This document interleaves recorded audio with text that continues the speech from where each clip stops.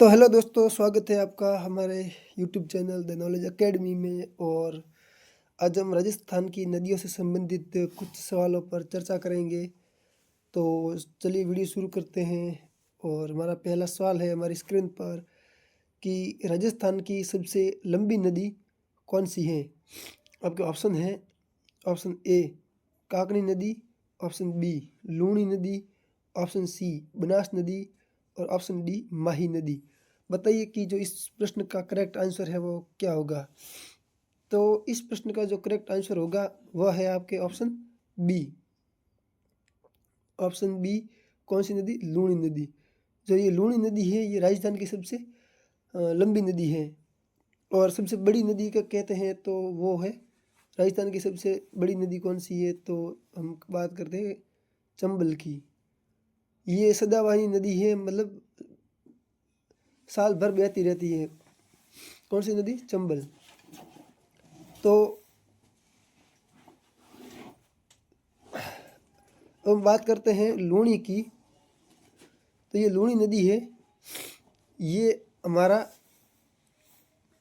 राजस्थान है।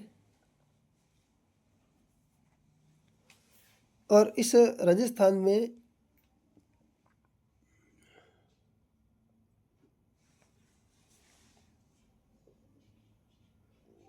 ये निकलती है अजमेर से।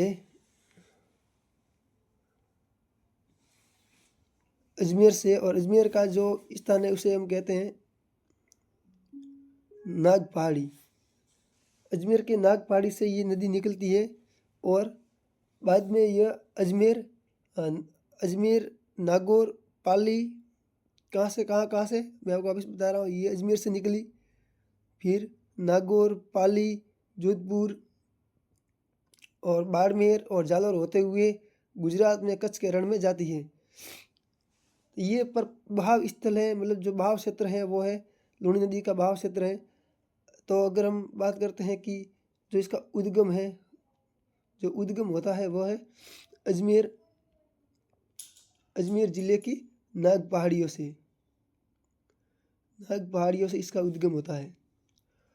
और ये कहाँ कहाँ पर ये जाती है तो हम कह सकते हैं कि एक तो ये अजमेर में जाएगी, फिर ये नागौर में, और नागौर के बाद ये पाली में, फिर जोधपुर में, फिर बाड़मेर में, फिर बालोतरा में, फिर जालौर में, और एंड में कहाँ पर जाएगी? गुजरात में।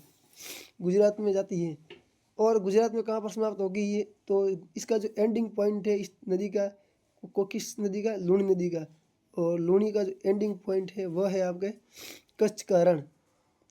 कौन सा? कच्छ का रण। वहाँ पर ये नदी है वो गिर जाती है। तो ये हमने आपको बताया।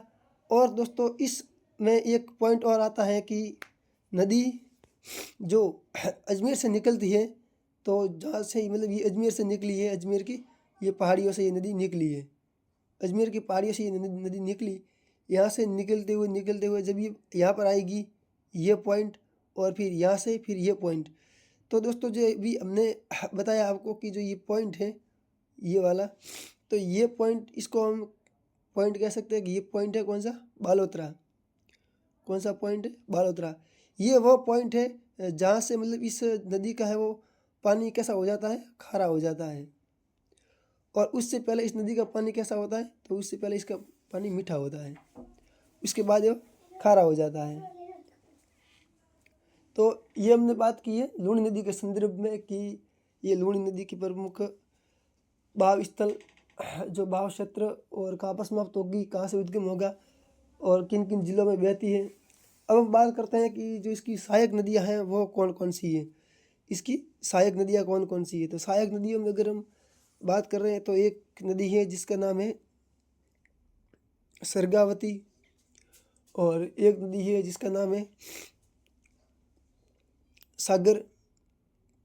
सागरमती, और एक नदी है जिसका नाम है मीठनी, एक नदी का नाम है गुहिया, और एक नदी है जो मतलब इसी की सहायक है जिसका नाम है बाथी। एक का नाम है लीलणी। क्या नाम है उसका? नाम है लीलणी। और एक नदी है जिसका नाम है सूकड़ी, और एक नदी है जिसका नाम है खारी, और एक नदी है जिसका नाम है सागी। क्या नाम है उसका? सागी। तो ये दोस्तों प्रमुख है वो लूणी की सहायक नदियाँ हैं, लूणी की सहायक नदियाँ हैं। एक और नदी है जो इसमें दाई ओर से आकर के मिलती है, सिर्फ एक ही नदी है दाई ओर से जो आकर मिलेगी, उसका नदी का नाम है जोजड़ी। ये एक ही ना, जैसे कि हम बात करते हैं कि ये लूणी है, और इस लूणी में अभी जो जोजड़ी नदी है जो इसकी सहायक है, वो इसमें यहाँ से आके मिलेगी इधर से। ये कौन सी नदी है? ये जोजड़ी है। और बाकी जितनी भी सहायक है वो इस दिशा से इसमें आकर मिलेगी, मतलब पूर्व दिशा से ये आकर मिलेगी, और पश्चिम दिशा से एक ही है जो जोजड़ी नदी आकर मिलेगी। और जो जोजड़ी नदी है वो कहाँ से आती है? तो वो आती है नागौर से। कहाँ से? नागौर से। तो ये हमने बात की लूणी के बारे में। तो चलिए, आपको लूणी की जो सामान्य जानकारी है वो हो चुकी होगी। चलते हैं हमारे अगले प्रश्न की ओर। तो हमारा अगला प्रश्न है, तो हमारा अगला सवाल है, राजस्थान में बहने वाली एकमात्र पूर्व वाहिनी नदी कौन सी है? पूर्व वाहिनी नदी है वो कौन सी है? तो आपके ऑप्शन है, option A Banas, option B Mahi, option C Chambal, और ऑप्शन डी लूणी। बताइए कि इस प्रश्न का जो करेक्ट आंसर है वो क्या होगा? तो इस प्रश्न का जो करेक्ट आंसर होगा वो है आपके ऑप्शन बी। ऑप्शन बी कौन सी? माही। माही नदी, माही नदी है वो पूर्व वाहिनी नदी है। हम बात करते हैं माही नदी के बारे में। तो ये दोस्तों हमारा है, तो ये है हमारा दक्षिण राजस्थान। कौन सा? दक्षिण राजस्थान। और दक्षिण राजस्थान में हम बात करते हैं कि ये हमारे ज़िले हैं। तो इसमें ये हमारा ज़िला है कौन सा? डूंगरपुर। कौन सा है? डूंगरपुर। और एक ज़िला है बांसवाड़ा, ये है डूंगरपुर। ये डूंगरपुर है, ये बांसवाड़ा है।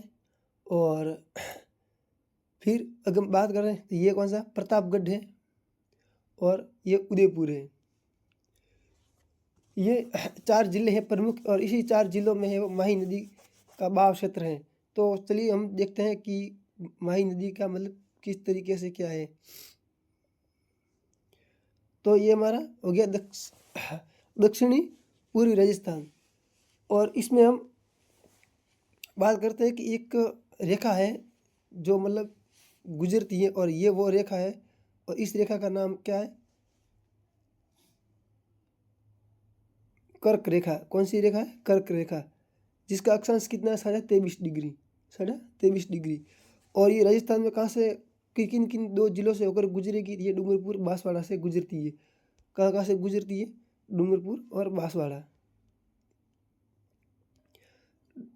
डूंगरपुर बांसवाड़ा से गुजरती है। और अगर हम बात करते हैं माही की, तो जो माही का उद्गम है वो होता है मध्य प्रदेश से। कहाँ में होता है? मध्य प्रदेश के धार जिले के महू क्षेत्र में इसका उद्गम होता है। कहाँ पर? अमरोरू महेंद्र झील से। अमरोरू की पहाड़ियाँ हैं। कौन सी पहाड़ियाँ? अमरोरू की पहाड़ियाँ। अमरोरू की पहाड़ियाँ और महेंद्र झील से इसका है वो उद्गम होता है। महेंद्र झील इस क्षेत्र से मतलब उद्गम होता है इस माही नदी का। फिर माही नदी है वो सबसे पहले प्रवेश करती है हमारे राजस्थान में। तो किस जिले में प्रवेश करती है? तो वो करती है किस जिले में? बांसवाड़ा में। बांसवाड़ा में प्रवेश करती है। बांसवाड़ा में ये कहाँ से प्रवेश करेगी? तो बांसवाड़ा में एक पॉइंट है जो कहाँ पर है, जो हम कह सकते हैं कि इधर है। ये पॉइंट है, और इस पॉइंट का नाम है, क्या नाम है? खांदू। इसका नाम है खांदू। यहाँ से वो राजस्थान में प्रवेश करेगी। कौन सी नदी? माही नदी। कहाँ पर उद्गम है? मध्य प्रदेश के धार के अमेरू महंद झील से इसका उद्गम होता है और राजस्थान में खंड नामक स्थान जो कि बांसवाड़ा में पड़ता है और वहाँ से राजस्थान में प्रवेश करेगी। चलिए अगर अब हम बात करते हैं कि राजस्थान में इसका बहाव क्षेत्र कहाँ कहाँ पर है, तो ये हमारा राजस्थान है दक्षिणी, और यहाँ से मतलब जो आ रही है नदी कौन सी? माही, ये यहाँ से होते हुए पहले बांसवाड़ा में, फिर बांसवाड़ा से डूंगरपुर में, और फिर कहाँ पर जाएगी? गुजरात में, और गुजरात से खंभात की खाड़ी। कहाँ पर गिरेगी ये? वो गिरेगी खंभात की खाड़ी में गिरेगी।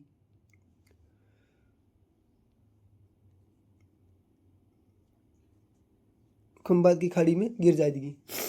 तो कौन कौन से जिले हो गए बहाव क्षेत्र के? तो वो हो गया एक तो बांसवाड़ा, कौन सा हो गया? एक बांसवाड़ा हो गया। एक कौन सा हो गया? डूंगरपुर हो गया। कौन सा हो गया? डूंगरपुर। इन दो जिलों में ही ये जो है नदी है वो बहती है। कौन सी? माही। डूंगरपुर बांसवाड़ा इन दो जिलों में बहती है। और ये जो नदी है वो मतलब हम कह सकते हैं कि जो कर्क रेखा है उसको काट कर भी मतलब बहती है, मतलब गुजरात में जाती है। राजस्थान में कर्क रेखा हमने बात की दो जिलों से गुजरती है।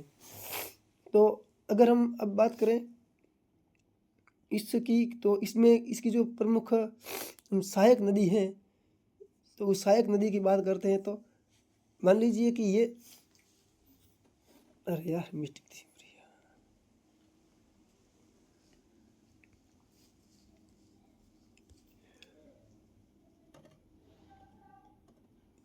ये दक्षिणी राजस्थान है और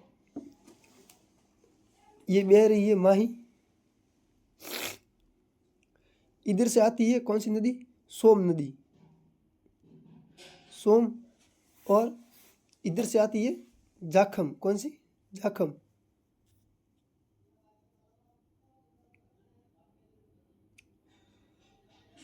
ये कौन सी नदी है? ये जाखम। और अगर हम बात करें तो ये दो है इसके साथ, यहाँ पर है वो संगम स्थल होता है, त्रिवेणी संगम होता है किसका? सोम, माही और जाखम का। कहाँ पर? डूंगरपुर में। कहाँ पर होता है? डूंगरपुर में। जब हम बात करते हैं कि ये डूंगरपुर है और इस डूंगरपुर में किसका? सोम, माही और जाखम, इन तीनों का है वो त्रिवेणी संगम होता है। क्या होता है? त्रिवेणी संगम। कहाँ पर हो रहा है? ये हो रहा है डूंगरपुर में। डूंगरपुर का कौन सा स्थान है? वो है नवाटापुरा। और इस स्थान पर मतलब हम कहते हैं कि मेला भरता है जिसको हम कहते हैं बेणेश्वर धाम।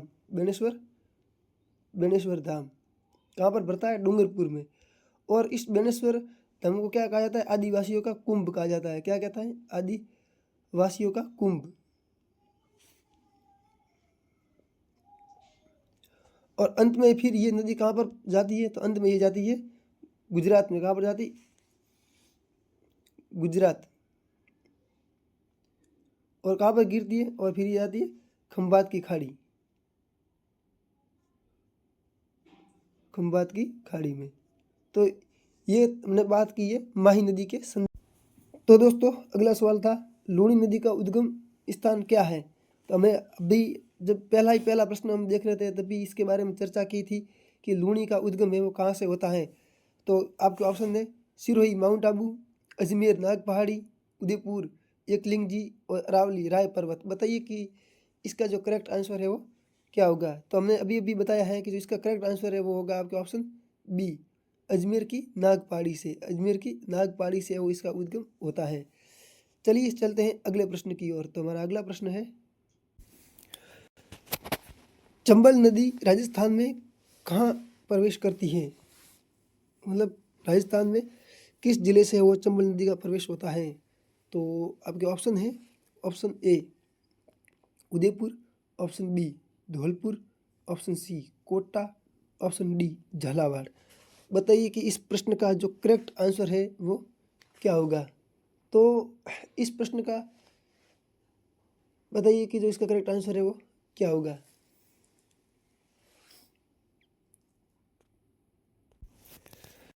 तो आपका जो करेक्ट आंसर होगा वो होगा आपके option C. Option C, Chittorgarh. Chittorgarh से जो है चंबल नदी राजस्थान में प्रवेश करती है। तो अगर हम बात करते हैं चंबल के बारे में, तो चंबल नदी का जो उद्गम स्थान है वो है कौन सा? एमपी यानी मध्य प्रदेश के महू के जनापाव पहाड़ियों से। जनापाव पहाड़ियों से इसका वो उद्गम होता है। किसका? चंबल नदी का उद्गम होता है मध्य प्रदेश के महू के जनापाव की पहाड़ियों से होता है। और ये नदी है वो राजस्थान में जो प्रवेश करती है, तो राजस्थान में प्रवेश करती है कहाँ से? एक स्थान है जिसका नाम है चौरासीगढ़। कौन सा? चौरासीगढ़। और ये चौरासीगढ़ कहाँ पर पड़ता है? यह पड़ता है आपके चित्तौड़गढ़ में। कहाँ पर पड़ेगा? चित्तौड़गढ़ में। इस चित्तौड़गढ़ जिले में चौरासीगढ़ नामक स्थान से राजस्थान में है वो चंबल नदी का प्रवेश है वो होता है। तो अगर प्रश्न का करेक्ट आंसर देखें तो वो होगा आपके चित्तौड़गढ़ से वो चंबल नदी राजस्थान में प्रवेश करती है। अब हम बात करते हैं कि ये राजस्थान में किन किन जिलों में जो है ये बहती है। तो ये आपके बहती है, एक तो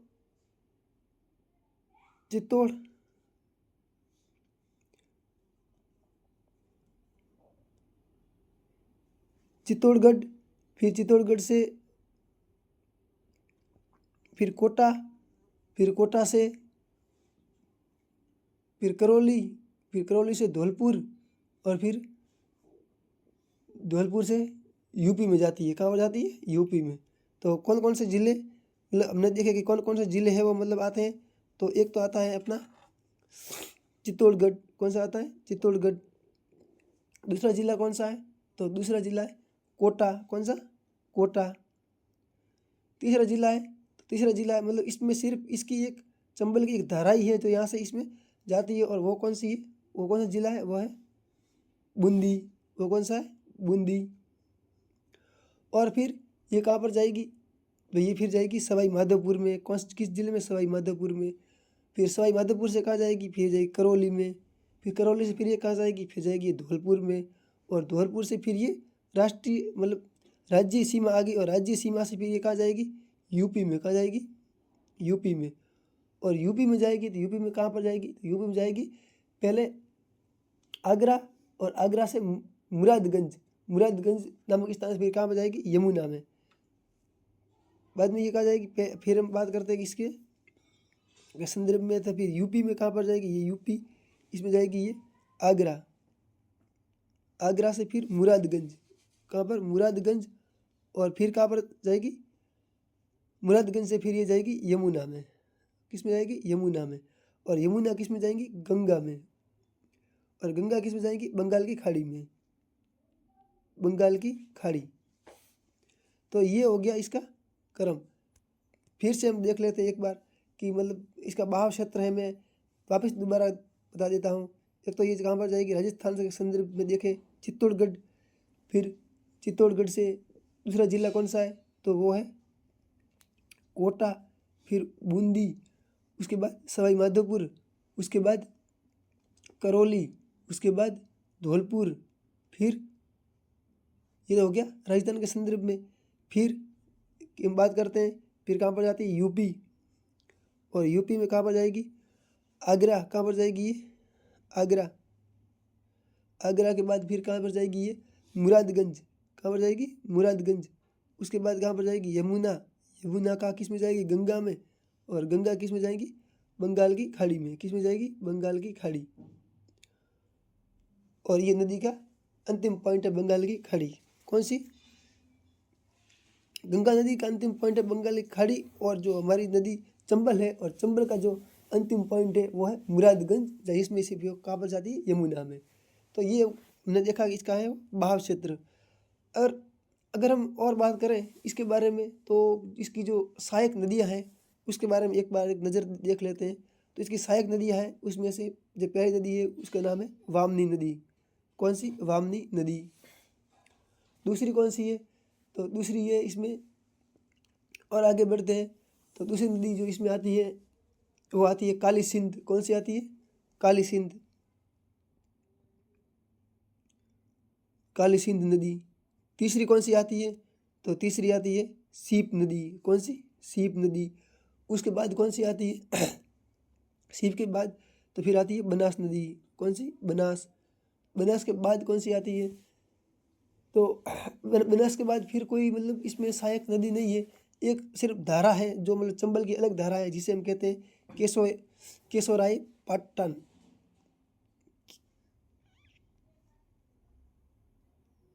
केशोराय पाटन ये है वो मतलब इसकी एक धारा है, किसकी, चंबल की एक धारा है, जो मतलब कोटा से धारा अलग होती है, बूंदी होते हुए वापस कोटा में आ जाती है। जैसे कि हम मान लेते हैं कि ये नदी है हमारी, कौन सी जगह पड़ रहे हैं हम, चंबल, और ये चंबल की एक ये धारा अलग हो गई, फिर ये धारा कोटा से अलग हुई, बूंदी में गई और वापस कोटा में आ गए, चंबल में मिल गई। ये एक धारा है, इस धारा का नाम है क्या, केशोराय पाटन। तो ये हमने बात की है चंबल नदी के संदर्भ में। एक बात और इसमें करते हैं, इसमें जो है 3 त्रिवेणी संगम होते हैं। कितने त्रिवेणी संगम होते हैं, 3। किस नदी पर, चंबल में। चंबल में 3 त्रिवेणी संगम होते हैं, और वो 3 त्रिवेणी संगम में वो हम बता दें, जो फर्स्ट त्रिवेणी संगम में वो होता है आपके कहाँ पर, एक तो इसकी जो सहायक झील है मतलब नदी है उसका नाम है मोनेरा, एक चंबल, और एक जो ये अभी हमने बात की थी इस बारे में, किस संदर्भ में, जो अलग से जो धारा निकली थी उसका नाम था केशोराय पाटन। वो ये तीनों मिल करके है वो एक त्रिवेणी संगम है वो बनाते हैं। ये तो है फर्स्ट त्रिवेणी संगम जो चंबल नदी पर बनता है। ये मोनेरा दोस्तों ये एक स्थान है, न कि कोई नदी है। नदी कौन सी है, वो है काली सिंध है। कौन सी नदी है, वो काली सिंध है, काली सिंध नदी है। और केशोराय पाटन जो है वो एक धारा है, कौन सी, केशोराय पाटन वो एक धारा है, और चंबल, ये तीनों मिलकर के त्रिवेणी संगम बनाती है। कहाँ पर, मोनेरा नामक स्थान पर। वो मोनेरा स्थान है, जो मोनेरा नामक स्थान है वहाँ पर बनाती है। वहाँ पर क्या बनाती है, ये त्रिवेणी संगम बनाती है। तो ये था फर्स्ट त्रिवेणी संगम किन किन के बीच, तो एक तो काली सिंध, और एक चंबल, और एक केशोराय पाटन धारा, ये तीनों मिलकर बनाते हैं एक त्रिवेणी संगम। दूसरा संगम बनता है वो बनता है हमारे, तो ये किस जिले में बना था, तो ये बना था कोटा जिले में, फर्स्ट वाला। सेकंड त्रिवेणी संगम में वो है, एक नदी है जिसका नाम है क्या, सीप नदी। कौन सी नदी, सीप। दूसरी नदी है वो है चंबल, और तीसरी नदी है वो है बनास। क्या है, बनास। ये तीनों नदियाँ मिलकर के बनाता है एक त्रिवेणी संगम बनाती है। कहाँ पर, रामेश्वरम नामक स्थान पर, रामेश्वरम। और ये स्थान कहाँ पर पड़ता है, तो ये दोस्तों पड़ता है सवाई माधोपुर में, सवाई माधोपुर। ये हो गया दूसरा संगम। अब बात करते हैं तीसरे संगम की। जो तीसरा संगम है वो है हमारा कहाँ पर है, 2 संगम हमने कर लिए, और जो तीसरा संगम है वो होता है चित्तौड़गढ़ में। कहाँ होता है, चित्तौड़ में, चित्तौड़गढ़ में होता है। किन किन नदियों से होता है, तो वो है चंबल की एक सहायक नदी जिसका नाम है वामनी, और एक है चंबल,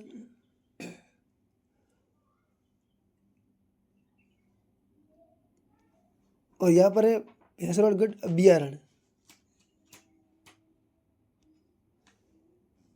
चित्तौड़, वामनी और जलप्रपात हो, यहाँ पर एक जलप्रपात भी है जिसका जो मतलब 5 किलोमीटर लंबा जलप्रपात है। यहाँ पर भी एक त्रिवेणी संगम होता है, और उस संगम के स्थल पर ही भैंसवाड़गढ़ दुर्ग और भैंसवाड़गढ़ अभ्यारण्य स्थित है। सबसे ऊंचा जलप्रपात भी इसी नदी पर बनता है, जिसे हम कहते हैं चूलिया जलप्रपात, चूलिया जलप्रपात। चूलिया जलप्रपात कितना, वो है 18 मीटर। तो ये बात की हमने चंबल के संदर्भ में। चलिए चलते हैं हमारे अगले प्रश्न की ओर। तो हमारा अगला प्रश्न है, घग्गर नदी को राजस्थान में किस नाम से जाना जाता है? आपके ऑप्शन है, option A Kakni, option B Saraswati, option C Luni और ऑप्शन डी बनास। बताइए कि इस प्रश्न का जो करेक्ट आंसर है वो क्या होगा। तो जो इस प्रश्न का हम देखते हैं, जो करेक्ट आंसर है वो होगा हमारे ऑप्शन बी।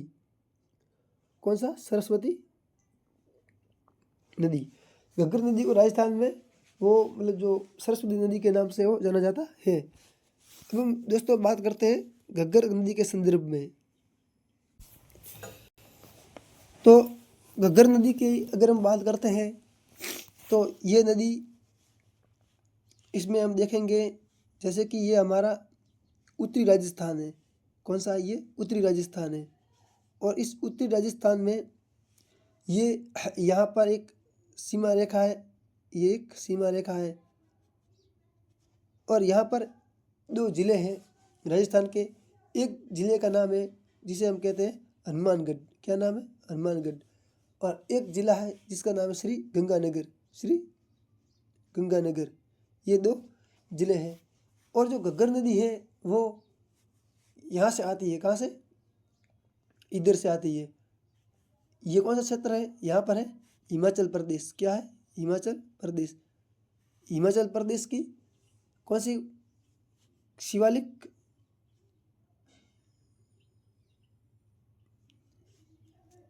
शिवालिक पहाड़ियों से वो मतलब घग्गर का है वो उद्गम होता है। किसका? घग्गर का। कहाँ से? हिमाचल प्रदेश की शिवालिक कालिका पहाड़ियों से वो इसका उद्गम होता है, घग्गर नदी का। अब ये दोस्तों बात करते हैं कि ये घग्गर नदी है, इसका बहाव यहाँ से ये उसका होगा उद्गम।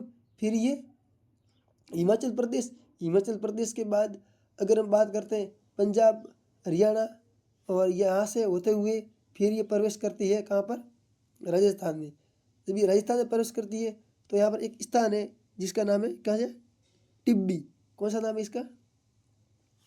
इसका नाम है टिब्बी। टिब्बी नामक स्थान ये। और टिब्बी ये कहाँ पर पड़ता है? तो ये हमारे पड़ता है हनुमानगढ़ में। कहाँ पर पड़ता है? हनुमानगढ़ में पड़ता है। यहाँ से राजस्थान में प्रवेश करती है कौन सी? घग्गर नदी टिब्बी नामक स्थान से। फिर ये नदी यहाँ से आगे बढ़ती है और हनुमानगढ़ होते हुए फिर ये गंगानगर जाती है। और गंगानगर जाते हुए फिर ये कहाँ जाती है? पाकिस्तान में। और पाकिस्तान में कहाँ पर जाएगी? फोर्ट अब्बास तक जाएगी। कहाँ पर जाएगी? फोर्ट अब्बास तक। पाकिस्तान में इसका जो अंतिम बिंदु है वो है फोर्ट अब्बास। फोर्ट अब्बास। और ये कहाँ पर अंतिम बिंदु कहाँ पर है? पाकिस्तान में। कहाँ पर है? पाकिस्तान में। इसका अंतिम बिंदु फोर्ट अब्बास है। और अगर इसमें बात करें अलग से तो जो ये नदी है, इस नदी में एक झील है जिस झील का नाम है यहाँ पर एक झील है और इस झील का नाम है तलवाड़ा। कौन सी झील है? तलवाड़ा। कहाँ? कौन सी झील है यहाँ पर दोस्तों? तो यहाँ पर झील है तलवाड़ा। तलवाड़ा झील है।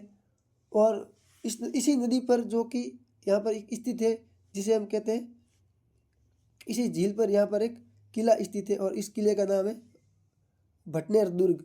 कौन सा दुर्ग? भटनेर दुर्ग। भटनेर दुर्ग स्थित है। और इसी नदी के मतलब किनारे पर यहाँ पर दो प्रमुख सभ्यताएं मिली है।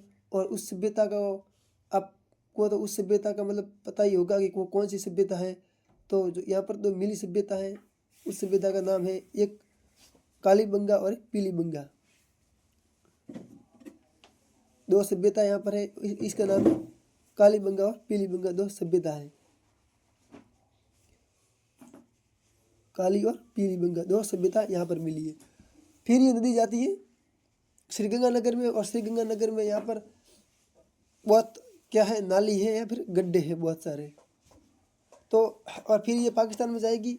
इसका नाम है फोर्ट अब्बास तक जाती है। कहाँ जाती है? फोर्ट अब्बास। और पाकिस्तान में इसको किस नाम से जानते हैं इस नदी को? तो इस नदी को जो पाकिस्तान में जानते हैं उसको कहते हैं हरका, अखरा, अखरा या हरका ऐसा कुछ नाम है दोस्तों।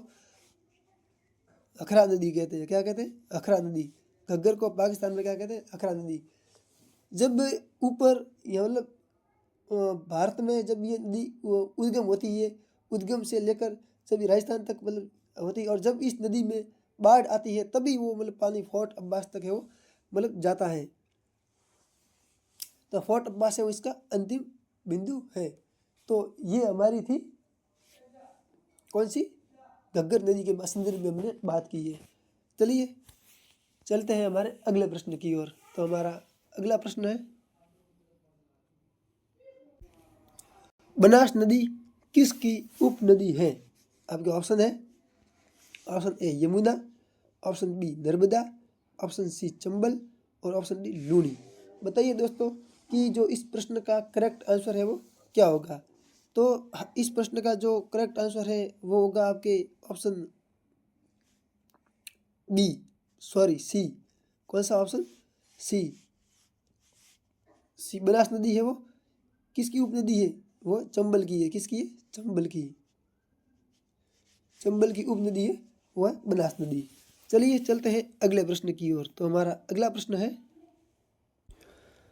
माही नदी का उद्गम किस राज्य में है? आपके ऑप्शन है, option A Rajasthan, option B Gujarat, option C Madhya Pradesh और ऑप्शन डी महाराष्ट्र। बताइए दोस्तों कि इस प्रश्न का करेक्ट आंसर है वो क्या होगा। हमने माही नदी के बारे में अभी पिछले सवाल में चर्चा की थी कि माही नदी का उद्गम कहाँ से होता है, किस स्थान से होता है, किस स्थान से राजस्थान में प्रवेश करती है। तो इसका जो करेक्ट आंसर है वो होगा सी। कौन सा है? वो ऑप्शन है सी, मध्य प्रदेश। मध्य प्रदेश, महू जिला। कौन सा जिला? महू जिला। और धार, कौन? धार से राजस्थान में वो प्रवेश करती है। वो इसका उद्गम स्थान है। प्रवेश नहीं करती है, प्रवेश खांडू से करती है राजस्थान में। कहाँ से करती है? खांडू से। कौन सी नदी? माही।